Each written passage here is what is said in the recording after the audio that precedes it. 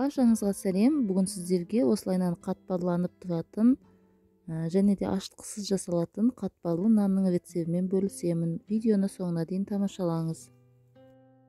Ыдысымызға жылы суымызды, 1,5 ас қасық сұйық майымызды, 20 мг және де 1 шай қасық тұз және де жарты шай қасық қантымызды салып, жақсылап араластырып, үстіне ұнымызды саламыз. Ұнымыз осындай қасықпен есептегенде осылай толтырылмай салыну керек.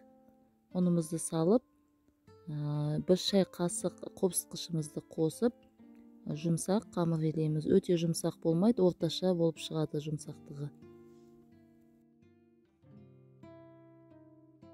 Қамырымызды басып, осылайынан дөңгелек формаға келтіріп, салафанмен орап 10 минутқа тындырып қоямыз. 10 минут өткен соң қамырымызды тағы да үстінен бірлес басып, ең қандырып тындырамыз. 5 минутқа тындырып қоямыз. Тынған қамыр жайғанға өте ыңғайлы. Енді қамырымызды теңдей 4 бөлікке бөлеміз. Және де домалақтап, бетін салафанмен жауып, тағы да бір 5 минутқа қойып қоямыз. Жаңа мен қамыр тынғанша ортасына салатын салмасын турап дайындап қойдым. Осылайынан етті де, пиязды да ұсақтап турап аласыздар. Және де бір үлкен картопты ұзынша қылып осылай күштен өткізіп, үстіне дәмдеуіштерді қосамыз және де араластырамыз. Дәмдеуіш қосу өзіңіздің қалауыңыз бойынша. Енді қамырымызды жаямыз. Осылайынан кішкене ұн сеуіп, басында оқтаумен жүргізіп отырып, дөңгелек формаға келтіріп аламыз. Сосын екі шетін басып отырып, қатты баспай, қамырымызды жұп-жұқа қылып жайып аламыз.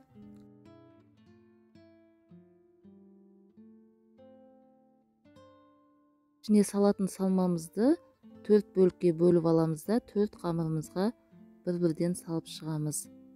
Енді қамырымыздың үстіне ертілген сары майымызды осылайынан жағып шығамыз. Сосын салмамызды саламыз жұқалап. Және де қамырымызды осылайынан екі шетін, яғни 3 бөлікке бөлеміз қамырымызды. Бөлгенде барлық жерін кесіп тастамаймыз. Осылайынан екі шетінен көз мөлшерімен алып кесіп аламыз. Сонда ортасы кесілмейді. Және видеодағыдай осылайынан қаттап отырып, әр қатпарына ертілген сары майымызды жағып отырып, 4 бұрышты көлемге келтіреміз.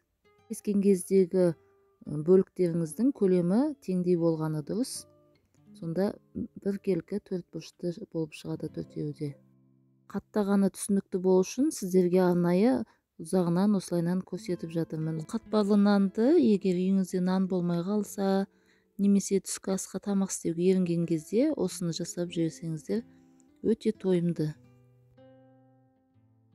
Қалыбымызға пергамент қағазын төсеп, үстіне қойып, бір жұмыртқаның сарыуызымен 1 ас қасық сүтті араластырып, осылайынан үстіне жағып шығамыз. Бетіне өзіңіздің қалауыңыз бойынша сепсеңіз болады, сеппей қойсаңыз да болады.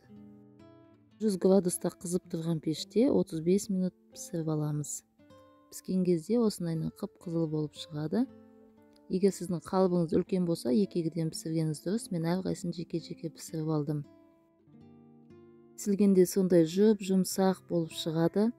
Мінекей ортасын көріп тұрғандарыңызда сондай қатпарлы болып шықты. Иісі деген тіпті керемет. Менің каналымда ерекше, бірақ өте қарапайым заттардан жасалатын түрлі рецепттер бар. Сол үшін каналыма міндетті тіркеліп, қоңыраушаны басып, все дегенді таңдап қойыңыз.